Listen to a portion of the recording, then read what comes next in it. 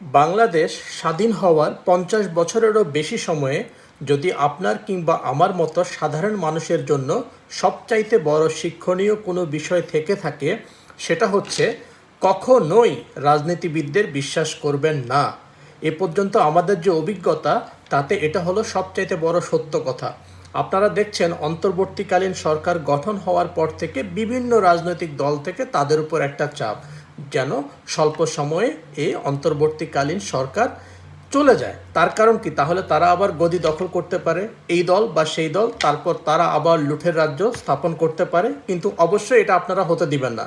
আমাদের রাষ্ট্রের যন্ত্রে যে পচন ধরেছে, তার জন্য একটা বড় ধরনের সংস্কার দরকার, এবং সেই সংস্কারের জন্য আমাদের যে অন্তর্বর্তীকালীন সরকার ছাত্রদের নেতৃত্বে গঠিত হয়েছে, সেই সরকারকে অন্তত কম করে ৫ থেকে ১০ বছরের একটা লম্বা সময় ক্ষমতায় থাকতে হবে।